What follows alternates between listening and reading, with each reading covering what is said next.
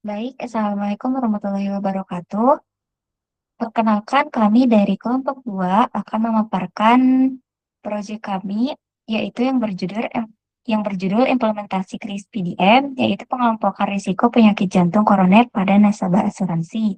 Sebelumnya, perkenalan terlebih dahulu. Perkenalkan, nama saya Asri Rahmawati dengan nomor NPM 2470061111039.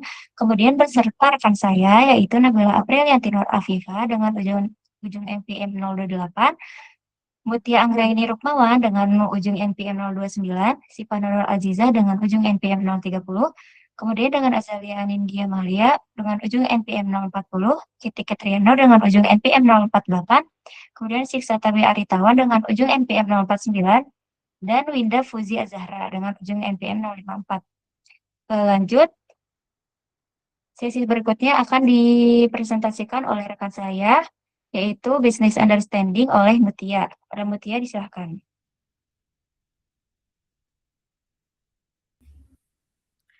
Baik, jadi studi kasus kali ini kita berfokus pada sebuah perusahaan penyedia jasa asuransi kesehatan di mana Budi bertindak sebagai manajernya. Saat ini perusahaan sedang mengalami masalah yang cukup serius, yaitu tingginya jumlah klaim asuransi yang sangat membebani keuangan perusahaan. Selain itu, program asuransi yang berjalan selama 2 tahun terakhir dinilai sudah tidak efisien. Dari hasil riset literatur yang dilakukan oleh Budi, ditemukan sebuah indikasi ilmiah bahwa ternyata ada kaitan erat antara berat badan, jenis kelamin, dan tingkat kolesterol seseorang terhadap risiko pertumbuhan penyakit jantung koroner. Hal ini yang menjadi titik tolak permasalahan kita. Nah, berdasarkan latar belakang tersebut, maka tujuan utama dari proyek data science ini adalah untuk membantu Budi, yang mana pertama kita perlu mencari tahu berapa jumlah kelompok atau klaster pelanggan asuransi yang paling optimal. Lalu kedua, kita akan mengelompokkan pelanggan tersebut berdasarkan tingkat risiko terkena penyakit jantung koroner.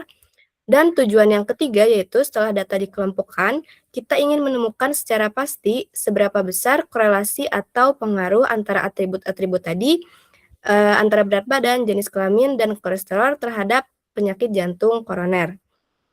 Nah, lalu hasil dari pengelompokan ini ditargetkan dan memberikan solusi finansial dan layanan bagi perusahaan, yang mana pertama perusahaan asuransi dapat lebih akurat dalam menentukan tarif premi asuransi untuk kedepannya, serta mampu menyiapkan budget cadangan untuk klaim pelanggan dengan lebih tepat.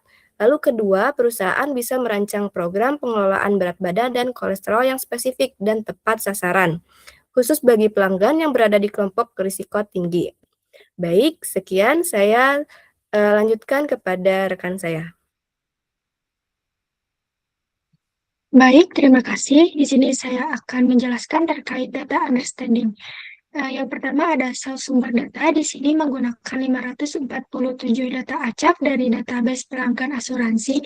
File mentahnya disimpan dalam format coroner.ccv. Lalu yang kedua ada atribut data yang mencakup weight atau berat badan. Di sini menggunakan satuan Fons atau LBS dengan rentang normal 0 sampai 300 LBS. Lalu ada kolesterol, tingkat kolesterol pelanggan dengan rentang normal 0 sampai 400. Lalu yang terakhir ada gender atau jenis kelamin. Di sini sudah diubah ke angka numerik supaya bisa diproses, yaitu untuk perempuan 0 dan untuk laki-laki 1. Lalu yang ketiga ada identifikasi masalah data. Di sini terdapat missing values atau data kosong dan data noise, yaitu nilai tidak wajar atau melebihi batas maksimal. Mungkin sekian, selanjutnya saya serahkan ke rekan saya. Baik, selanjutnya di sini saya akan menjelaskan tentang data preparation atau persiapan data, di mana seperti yang kita ketahui tadi pada tahap data understanding, ada beberapa permasalahan. Untuk mengatasi hal tersebut, tindakan pembersihan data kami lakukan menggunakan software RapidMiner melalui 3 tahapan operator utama. Yang pertama ada retrieve data, yaitu memuat dataset mentah pelanggan asuransi ke dalam lembar kerja. Bisa kita lihat gambarnya di gambar 1, proses data preparation pada RapidMiner. Yang kedua ada replace missing values, di mana sesuai dengan instruksi penanganan data kosong, kami mengaturnya agar diganti dengan nilai rata-rata. pada panel parameter di sebelah kanan RapidMiner, fungsi default kami setel ke average sehingga sistem otomatis mengisi sel yang kosong menggunakan nilai min dari masing-masing atribut. Yang ketiga ada filter example. Kami menggunakan operator ini untuk menyaring data noise, di mana mengacu pada batasan karakteristik dataset. Rentang berat badan wajar adalah 0 hingga 300, dan kolesterol 0 hingga 400. Nah, kami memasukkan kondisi filter logis, di mana data yang lolos hanyalah pelanggan dengan atribut weight kurang dari sama dengan 300 dan kolesterol kurang dari sama dengan 400. Di mana hasil dari proses data preparation ini setelah kami jalankan, dataset yang semula berjumlah 547 baris berkurang menjadi 544 baris data. Ini membuktikan bahwa operator filter example telah berhasil menyaring dan menghapus 3 baris data noise yang terdeteksi di luar batas wajar. Bisa kita lihat gambarnya di hasil filter example. Selanjutnya akan dijelaskan oleh rekan saya.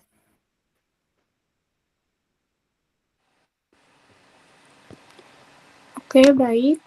Di sini ada modeling. Jadi, yang pertama kami menggunakan algoritma K-means clustering karena algoritma ini efektif, cepat, dan banyak digunakan untuk mengelompokkan data berdasarkan kemiripan karakteristik nasabah. Dengan metode ini, kami dapat dibagi ke dalam beberapa kelompok yang memiliki pola serupa. Yang kedua, dilakukan beberapa skenario uji coba dengan variasi jumlah klaster, yaitu K sama dengan 2, K sama dengan 3, dan K sama dengan 4. Nah, pengujian ini bertujuan untuk mencari jumlah klaster yang paling optimal serta menghasilkan pembagian kelompok nasabah yang paling relevan bagi kebutuhan bisnis. Yang ketiga, kualitas hasil klaster dievaluasi menggunakan metode Davis-Baldwin Index melalui operator Cluster Distance Performance. Nah, nilai DBI ini digunakan untuk mengukur seberapa baik hasil kelompokan data. Semakin kecil atau semakin mendekati 0 nilai DBI, maka kualitas cluster yang dihasilkan semakin baik, rapi, dan konsisten. Yang terakhir, alur proses pada RapidMiner dimulai dari operator retrieve untuk mengambil data, kemudian data diproses menggunakan K-means clustering sesuai nilai K yang diuji. Lalu hasilnya dievaluasi menggunakan operator performance untuk mendapatkan nilai DBI. Nah, dari proses pemodelan ini dapat diketahui karakteristik unik dari masing-masing kelompok nasabah sehingga dapat membantu analisis dan pengambilan keputusan bisnis. Baik, sekian dari saya serahkan ke rekan saya. Baik, terima kasih. Selanjutnya beralih ke hasil evaluasi dari performa model. Nah, kami menggunakan matrik Davis-Baldwin Index atau disingkat DBI sebagai catatan dalam perhitungan cluster distance performance di RapidMiner. Nah, kami mencari nilai dengan prinsip minus tertinggi atau nilai negatif yang paling mendekati angka 0. Nah, semakin nilainya mendekati angka 0 tersebut, berarti klaster atau kelompok yang terbentuk semakin padat di dalam dan semakin terpisah jauh dari kelompok lainnya.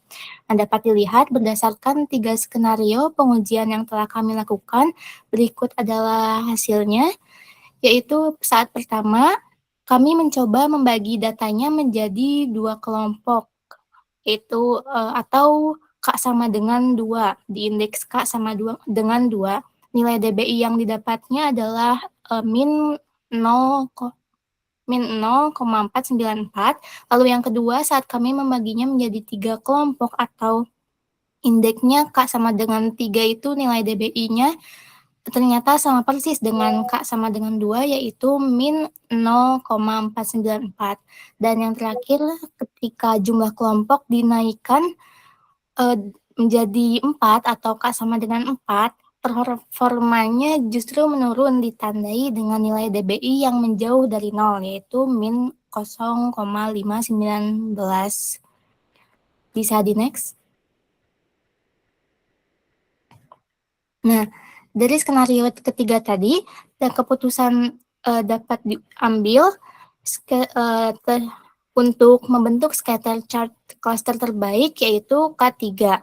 Karena dalam konteks bisnis asuransi kesehatan, Budi atau menilai risiko jantung koroner membagi nasabah menjadi 3 kelompok, seringkali lebih masuk akal dan mudah ditindaklanjuti secara bisnis. Misalnya menjadi kelompok risiko, yaitu rendah, sedang, dan tinggi.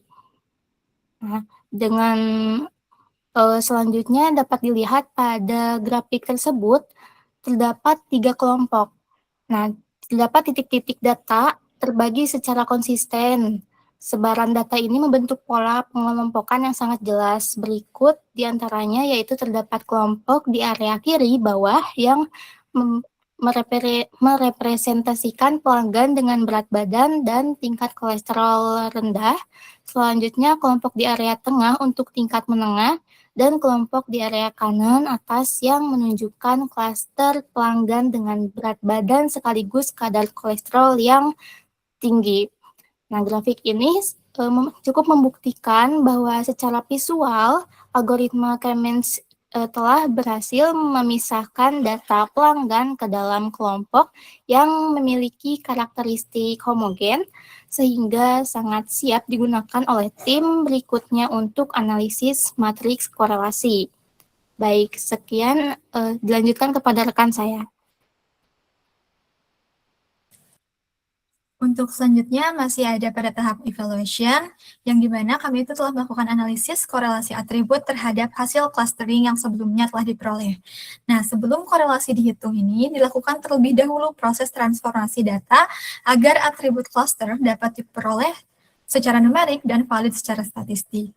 Nah, dapat dilihat pada dataset awal di layar, hasil clustering itu masih berbentuk label kategorikal, yaitu cluster 0, cluster 1, dan cluster 2. Karena analisis korelasi membutuhkan data numerik, maka dilakukanlah proses mapping menggunakan operator map. Dapat terlihat pada gambar. Jadi, cluster tersebut kemudian diubah menjadi nilai numerik. Cluster 0 menjadi 1, cluster 1 menjadi 2, cluster 2 menjadi 3. Nah, transformasi ini itu dilakukan agar atribut cluster dapat dihitung hubungan statistiknya terhadap atribut lain menggunakan correlation matrix. Kemudian setelah proses mapping, selanjutnya tipe data atribut dikonversi menggunakan operator parse numbers.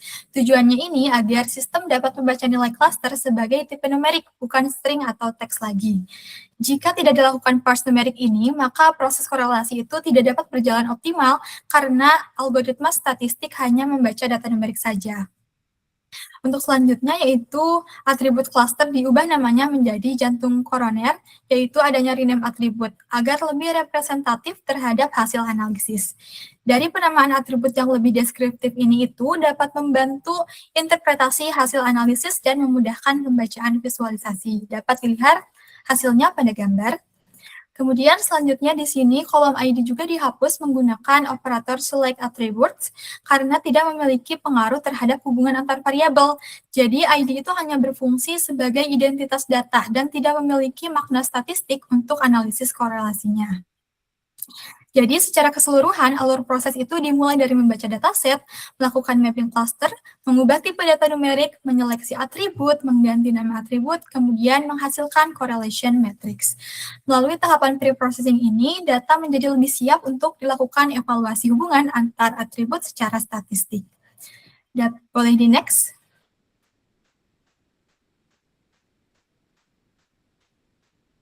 Nah, setelah dilakukan pre-processing tadi dan transformasi data, tahap berikutnya itu adalah evaluation menggunakan correlation matrix untuk mengetahui hubungan antar atribut terhadap risiko jantung koroner. Berdasarkan hasil correlation matrix, dapat dilihat atribut kolesterol ini memiliki korelasi sebesar 0,947 dan weight sebesar 0,945 terhadap atribut jantung koroner. Nilai tersebut menunjukkan adanya korelasi positif yang sangat kuat karena mendekati angka 1. Jadi artinya semakin tinggi kadar kolesterol dan berat badan seseorang, maka risiko jantung koronernya juga semakin meningkat. Dari hasil ini dapat disimpulkan bahwa faktor metabolik dan berat badan menjadi indikator utama dalam pembentukan klaster risiko penyakit jantung koroner.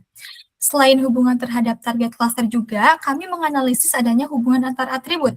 Didapatkan korelasi sebesar 0,988 antara weight dan kolesterol, yang berarti hubungan keduanya ini hampir sempurna.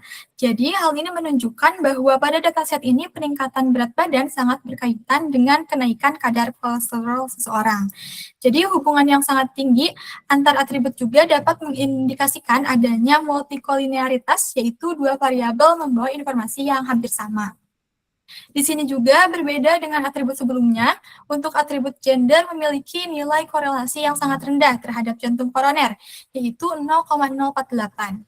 Jadi nilai tersebut itu mendekati nilai 0, sehingga dapat dikatakan bahwa hubungan antara jenis kelamin dan risiko jantung koroner ini sangat lemah. Dapat disimpulkan juga gender itu tidak memiliki hubungan yang signifikan terhadap weight maupun kolesterol, sehingga atribut gender ini bukan faktor dominan dalam pembentukan klaster pada penelitian ini. Baik, untuk selanjutnya saya serahkan ke rekan saya kembali. Selanjutnya yaitu adalah deployment, di mana hasil clustering dan matrix data telah diekspor menggunakan operator write CSP menjadi coroner cluster CSP dan coroner matrix CSP agar bisa digunakan oleh sistem perusahaan.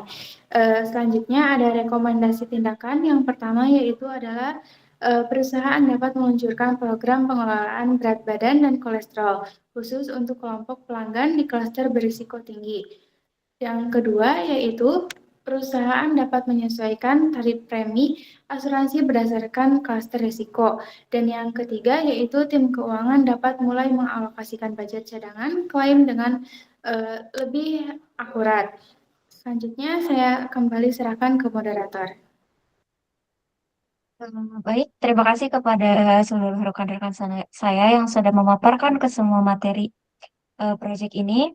Saya sebagai moderator juga ikut undur diri. Kurang lebihnya mohon maaf. Wassalamualaikum warahmatullahi wabarakatuh.